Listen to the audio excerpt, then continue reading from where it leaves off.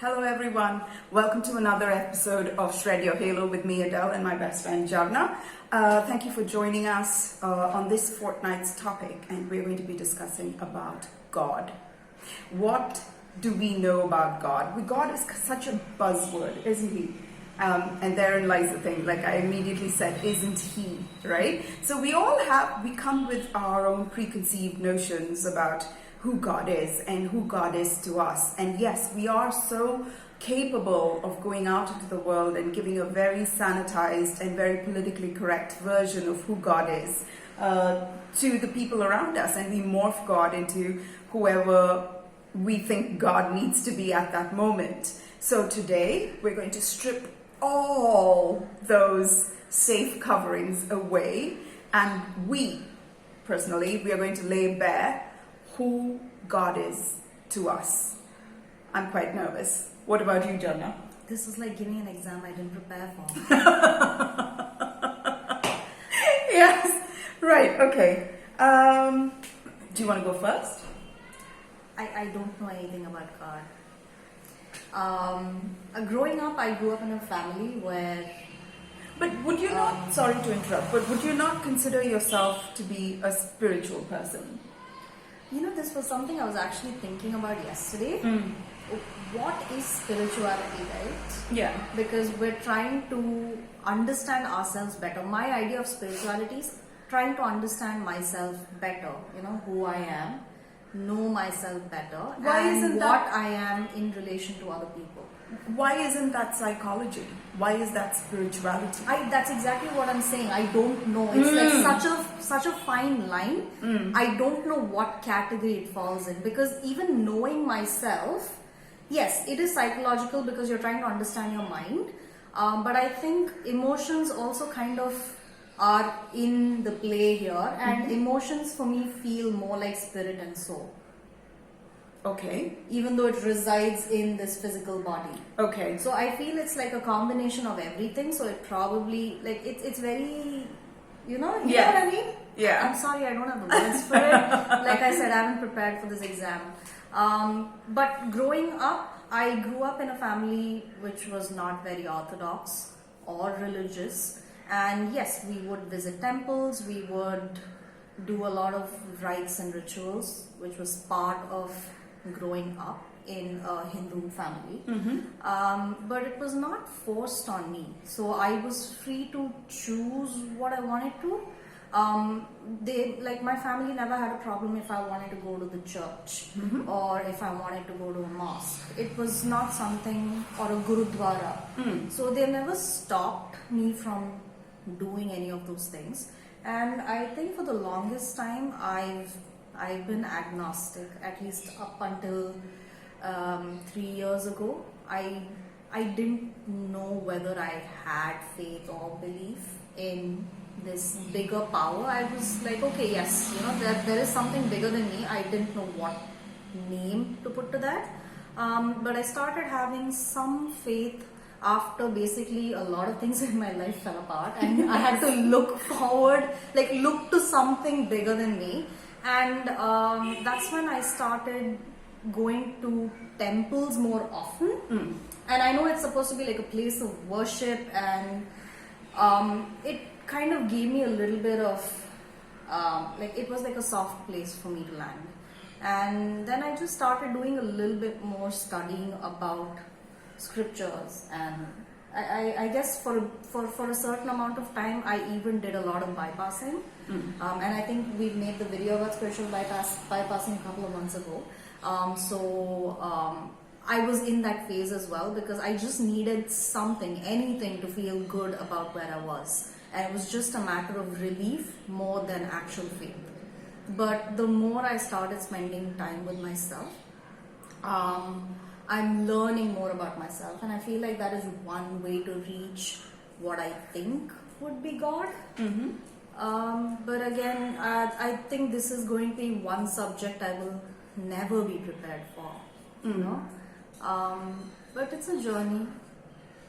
I guess I'll have to just figure it out Yes. as I go forward, I guess. What about you? For me, God is masculine, male, and a man.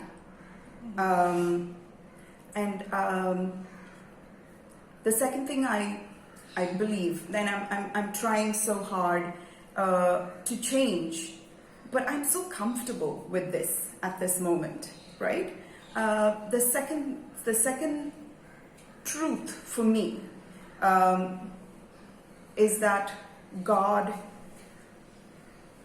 I'm not close to God, and I'm forever going to try, and I'm never going to reach God. The third, I have a very, very strong suspicion, and I only want to call it a suspicion. I don't want to, because it's too frightening for me to say. I think I'm worshipping my imagination rather than actual God.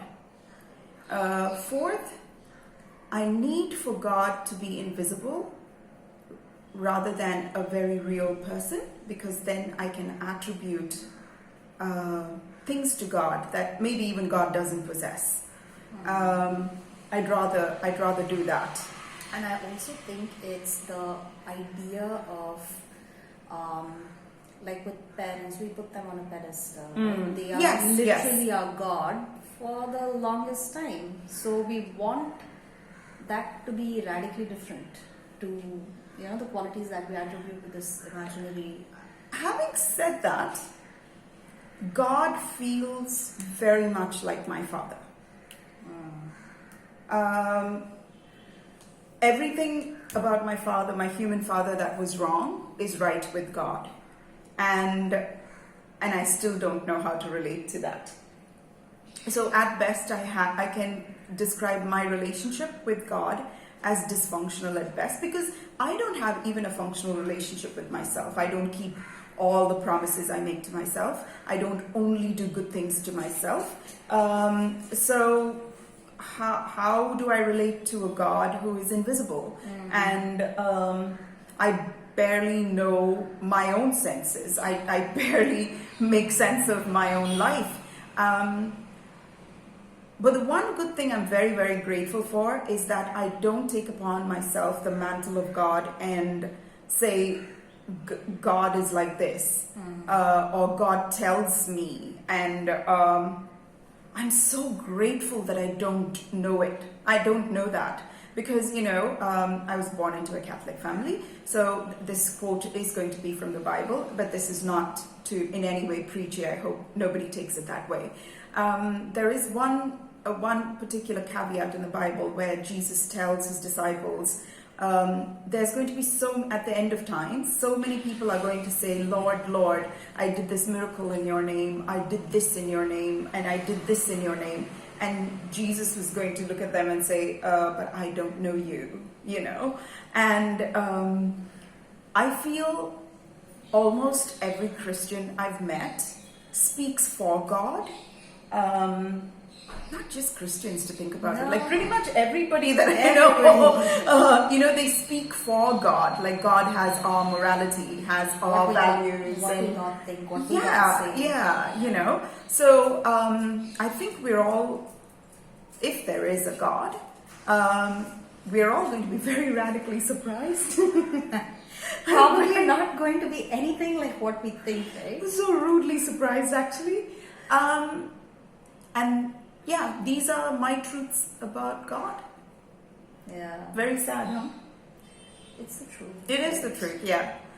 Because our idea of God is just so screwed up. And another thing that I wanted, just the second it popped up. God is not comforting at all. Oh God, no. God.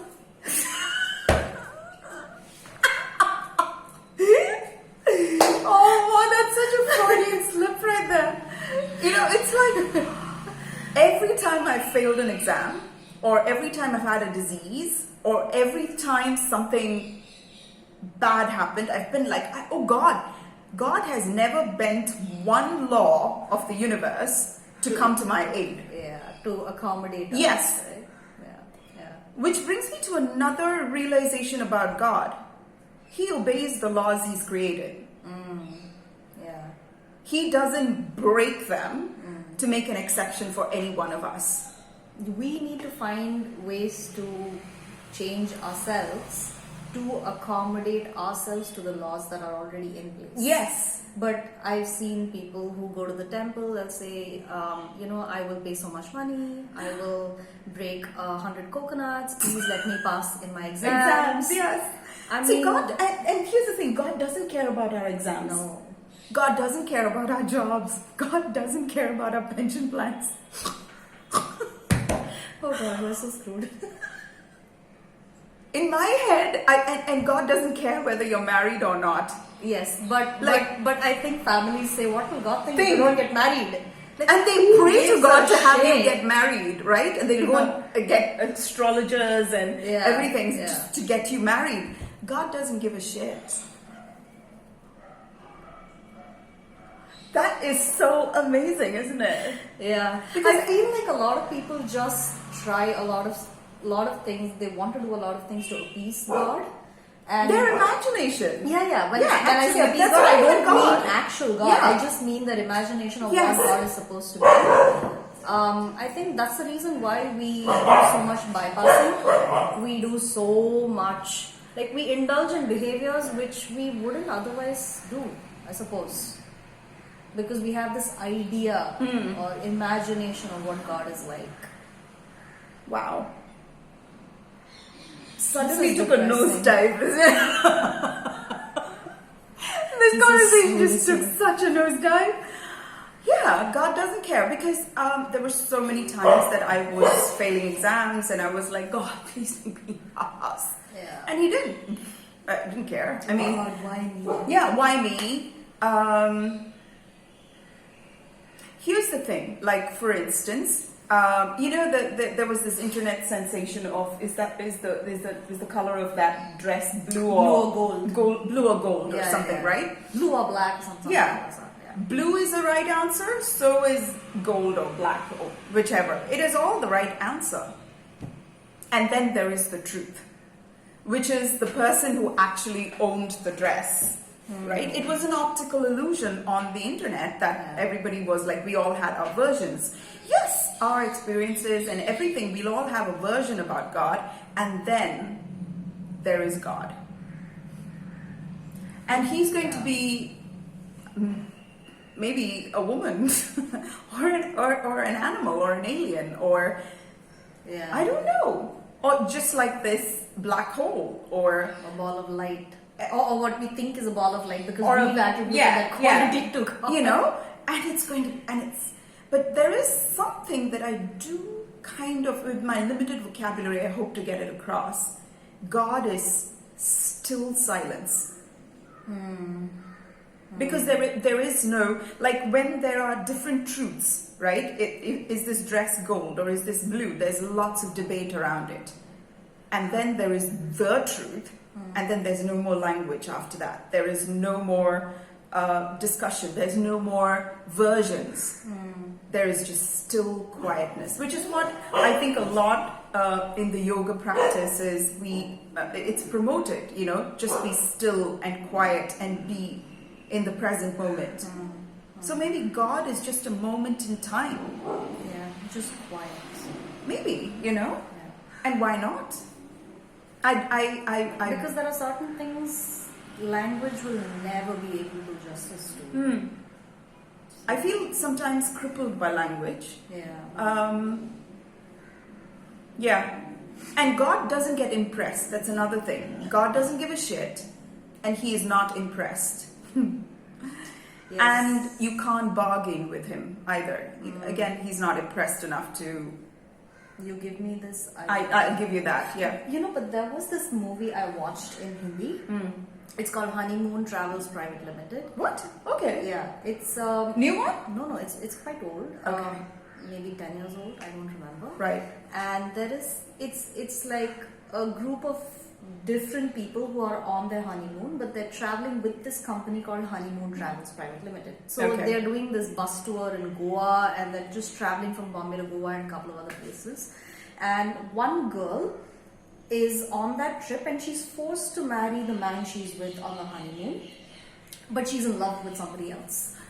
And she says, God, please just do this for me one time, and I'll make sure I do everything that I can. And immediately she gets saved. And she keeps doing that repeatedly in the movie, like again and again. She says, please do this just one time. So I suppose it works in movies, like you bargain with God in movies. But every time she prays and she says, please do this just once, I will never ask you for anything else. And she keeps doing that throughout the movie. So I suppose bargaining is something which is a very, like, I've tried doing stuff like that, Has it ever worked? No. Never.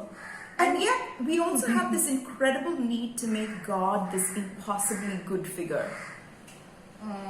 But He's never helped me, never made my life easy. Why do I think He's filled with love? He seems like a really tough cookie. He seems like a really tough nut to crack. He's not impressed with, this verbose argument that I will put in favor of me, right? This is the reason why you got to save me, right? Yeah. And God's like, is it going to be a part of His plan? Then we will take a call. Right? And then again, we have to ask ourselves the question, what makes us think God has a plan? Did He tell you He has a plan? I have to assume that He does. Otherwise, So what is my life like? So we are actually worshipping assumptions and imaginations then. Yeah. What is my purpose in life? Right? And why do we feel? Why aren't we going the route of atheists? Right? Why are we created in a particular way where we need to believe in a God? Are we designed, or do we have the God gene, like this need to believe in something, a plan and a purpose that's bigger than us? So therefore, we believe in a God. And then there are people like Richard Dawkins and Ricky Gervais who no, God's not there. There's no proof. God's not there. And they're fine. I would blow my brains out if I were an atheist. Like that would freak the fuck out of me. But if you were an atheist, I don't think you would do that. Because you would be an atheist. Yes, right? yeah. But now, as a person that knows that there is a God, with faith, yeah. Faith is the substance of things hoped for, the evidence of things not seen, right? So I have faith that there is God, and my imagination of what an atheist is like this vast emptiness, which is so frightening. So is God just a silence filler for me? A noise that I put in place of who God really is, which is still quiet silence. Okay, this is a very, very depressing video. Ouch. We're bumming ourselves really hard on this one. I'm going to have to rethink my entire life now. Now I'm like, okay, should I just go off to the forest or the Himalayas and then just meditate for the rest of my life? And then where is that going to get me? Yeah. Okay. I'm bumming hard, dudes. I am so bumming hard.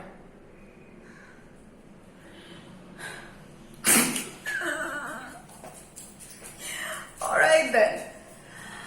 On this cheerful note, I hope to see you guys all in another couple of weeks where we'll meet you with another uplifting video. Thank you so much for joining us. We do love you. We do. And we're not depressed people who are looking for a way to kill ourselves or some shit like that. We're not. And we're not high. We're just, I don't know, maybe for the first time in our lives, we're in a safe space where we question things that went unquestioned before. So maybe that's the reason why. And thank you for joining us on this journey. And I hope you're bumming hard too. I mean, we don't want to be the only ones. I don't think we are. Whoever watches this will probably feel the same way. So what we feel? Yeah. And let's ask ourselves questions like this. Who is God? What does God look like to you? What is your relationship with God? Why do we need God? What would happen if we didn't have a God? Are we so afraid of our own lack of morality and disorder that would descend on us if there wasn't this governing force of God? So, on that note, maybe we've left you with more questions. I know I have since I started talking, I've got more questions than answers now. Maybe I should shut up. So I will. Thank you so much for joining us. Please click like and subscribe and press on the bell icon to let you know when we post another video, which is usually once every fortnight. This is my best friend Jharna, and this is me signing off on Shred Your Halo. Join us next fortnight, and don't forget to subscribe. Ta-da!